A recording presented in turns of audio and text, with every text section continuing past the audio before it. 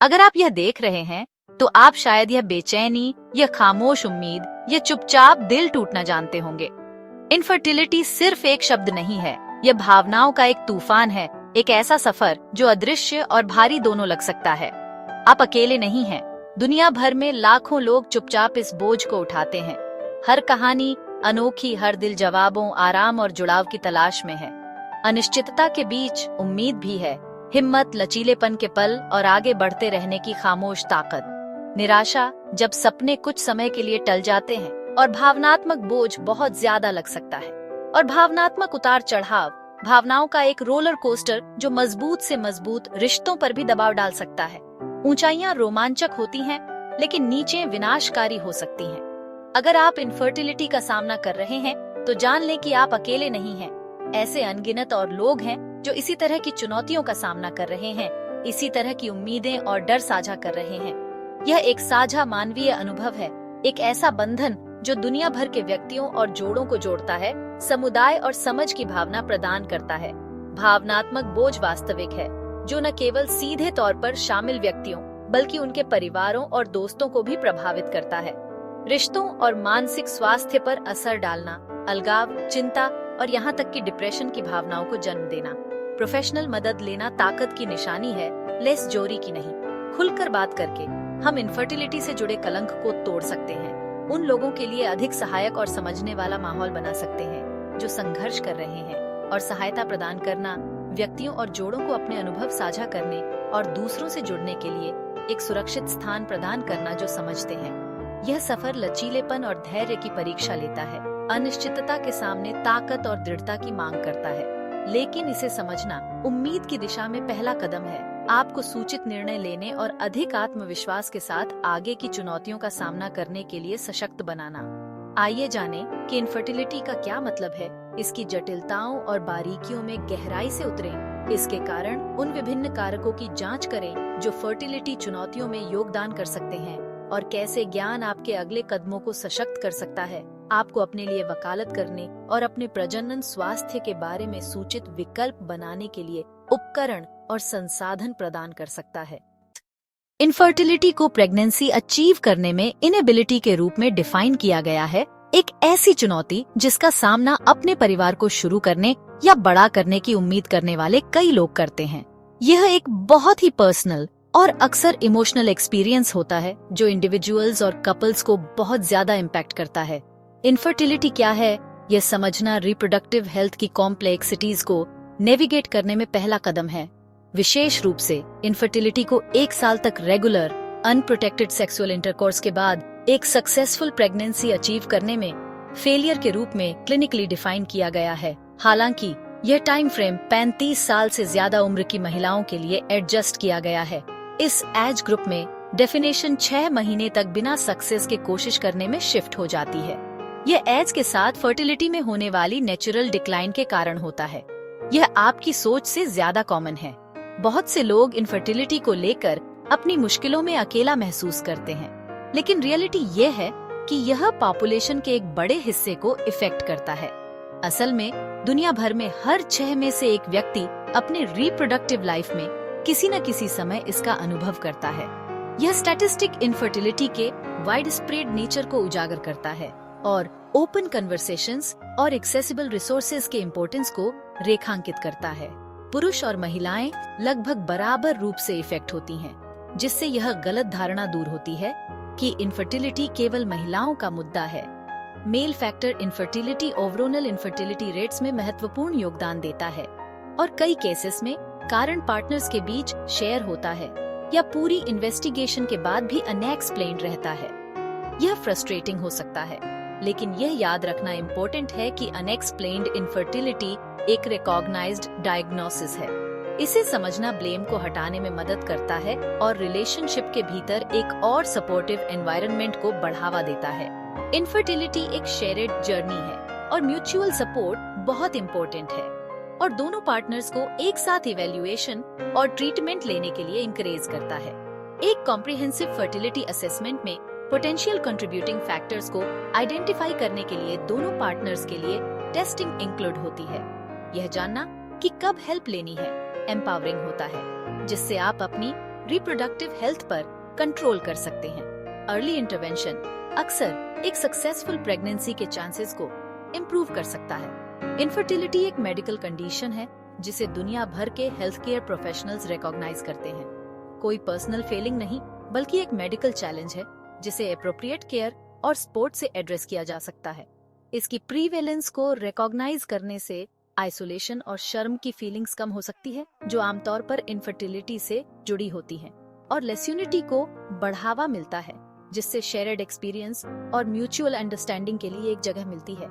Knowledge आपका पहला tool है जो आपको अपनी फर्टिलिटी जर्नी के बारे में इन्फॉर्म्ड डिसीजन लेने के लिए एम्पावर करता है। जैसे ही आप इस जर्नी को नेविगेट करते हैं, याद रखें कि आप अकेले नहीं हैं और हर कदम पर आपकी हेल्प करने के लिए रिसोर्सेज और सपोर्ट अवेलेबल हैं। मेल फर्टिलिटी उतनी ही जरूरी है जितनी फीमेल फर्टिलिटी। कम स्पर्म काउंट, खराब मोटिलिटी या एबनॉर्मल शेप जैसी समस्याएं कंसेप्शन पर असर डाल सकती हैं। वेरिकोसेले जैसी मेडिकल कंडीशंस, हार्मोनल इम्बैलेंस या जेनेटिक फैक्टर्स भी इसमें भूमिका निभा सकते हैं। स्मोकिंग, अल्कोहल, ओबेसिटी और टॉक्सिन्स के संपर्क में आने जैसी लाइफस्टाइल चॉइसेज भी मायने रखती हैं। इनमें से कई फैक्टर्स में बदलाव किया जा सकता है, इसलिए पॉजिटिव बदलाव मदद कर सकते हैं। समय और इमोशनल एनर्जी बचाने के लिए दोनों पार्टनर्स की जांच होनी चाहिए। मेल फर्टिलिटी को जल्दी एड्रेस करने से सक्सेस का सबसे अच्छा चांस मिलता है। फीमेल इनफर्टिलिटी एक मुश्किल समस्या है जिसके कई पॉसिबल रीजंस हो सकते हैं। यह याद रखना जरूरी है कि इस रास्ते पर चलना इमोशनली चैलेंजिंग हो सकता है। सबसे कॉमन कंसर्न में से एक ओव्यूलेशन की प्रॉब्लम है। इसमें पीरियड्स का इरेगुलर होना या ओव्यूलेशन का बिल्कुल न होना शामिल हो सकता है। रिप्रोडक्टिव सिस्टम में स्ट्रक्चरल इश्यूज भी एक इम्पोर्टेंट रोल प्ले कर सकते हैं। उदाहरण के लिए ब्लॉक्ड फैलोपियन ट्यूब्स एग और स्पर्म को मिलने से रोक सकती है, जिससे फर्टिलाइजेशन में दिक्कत आती है। एंडोमेट्रियोसिस एक ऐसी कंडीशन जिसमें यूटेराइन टिश्यू यूटेरस के बाहर ग्रो करता है। ओवरीज, फैलोपियन ट्यूब्स और यूटेरस को अफेक्ट करके इनफर्टिलिटी में कंट्रीब्यूट कर सकता है। हार्मोनल इम्बैलेंसेस, जिनमें थायराइड से रिलेटेड भी शामिल है, सक्सेसफुल कंसेप्शन और एक हेल्दी प्रेगनेंसी के लिए जरूरी डेलिकेट बैलेंस को बिगाड़ सकते हैं। और हाँ, एज एक इम्पोर्टेंट फैक्टर है। जैसे जैसे महिलाओं की एज बढ़ती है, उनकी फर्टिलिटी नेचुरली कम होती जाती है, जिससे कंसीव करना और मुश्किल हो जाता है। एग की क्वांटिटी और क्वालिटी एज के साथ कम होती जाती है, जिससे कंसेप्शन और एक हेल्दी प्रेगनेंसी दोनों के चांसेस पर असर पड़ता है। ओवेरियन रिजर्व, जो ओवरीज में बचे हुए एग्स की संख्या है, समय के साथ कम होता जाता है। यह डिक्लाइन खास तौर पर 35 की एज के बाद और ज्यादा साफ दिखाई देता है। एक ऐसा माइलस्टोन जो अक्सर फर्टिलिटी कंसर्न्स की बढ़ी हुई अवेयरनेस से जुड़ा होता है। पीसीओएस जैसी कंडीशंस यानी पॉलिसिस्टिक ओवरी सिंड्रोम ओव्यूलेशन और हार्मोन बैलेंस को बिगाड़ सकती हैं, जिससे प्रेग्नेंट होना मुश्किल हो जाता है। इसी तरह यूटेराइन फाइब्रॉइड्स, जो यूटेरस में नॉन कैंसरस ग्रोथ होते हैं, कंसेप्शन और इम्प्लांटेशन में भी इंटरफेयर कर सकते हैं। यह याद रखना जरूरी है कि ये मेडिकल इश्यूज हैं, न कि पर्सनल लेसियां या आपकी वर्थ का रिफ्लेक्शन। इसलिए अंडरलाइंग कॉज को जानने और सही ट्रीटमेंट ऑप्शंस को एक्सप्लोर करने के लिए फर्टिलिटी स्पेशलिस्ट से एक थरो इवैल्यूएशन जरूरी है। इनफर्टिलिटी के रूट कॉज को समझने से टारगेटेड ट्रीटमेंट स्ट्रेटजीज बनाने में मदद मिलती है, जिससे सक्सेसफुल प्रेगनेंसी के चांसेस BIH जाते हैं। याद रखें, इस जर्नी के दौरान कंपैशन, अंडरस्टैंडिंग और सेंसिटिविटी बहुत जरूरी है, चाहे वह हेल्थ केयर प्रोवाइडर की तरफ से हो या आपके सपोर्ट नेटवर्क की तरफ से। इनफर्टिलिटी के बारे में मिथ्स बेवजह गिल्ट और कंफ्यूजन पैदा करते हैं। ये सिर्फ एक वुमन का इशू नहीं है, मेन भी इक्वली अफेक्टेड होते हैं। बस रिलैक्स करो और तुम प्रेग्नेंट हो जाओगी, ये एक मिथ है। इनफर्टिलिटी एक मेडिकल कंडीशन है, सिर्फ स्ट्रेस की वजह से नहीं होती। एक बच्चा होने से फ्यूचर फर्टिलिटी गारंटी नहीं होती। सेकेंडरी इनफर्टिलिटी रियल है। एक हेल्थी लाइफस्टाइल फर्टिलिटी को सपोर्ट करती है, लेकिन उसे गारंटी नहीं करती। कई फैक्टर्स आपके कंट्रोल के बाहर होते हैं और वो ठीक है। इन मिथ्स को दूर करने से शेम कम होता है और रियल हेल्प लेने के लिए इंकरेजमेंट मिलता है। एक इनफर्टिलिटी डायग्नोसिस अंत नहीं है। मॉडर्न मेडिसिन कई ऑप्शंस देती है। ट्रीटमेंट अक्सर लाइफस्टाइल चेंजेस और सिंपल इंटरवेंशन से शुरू होता है। मेडिकेशंस ओव्यूलेशन या हार्मोनल इम्बैलेंसेस में मदद कर सकती हैं।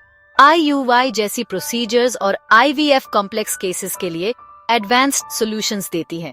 ICSI, डोनर एग्स या स्पर्म और सरोगेसी जैसी टेक्निक्स संभावनाओं को बढ़ाती हैं।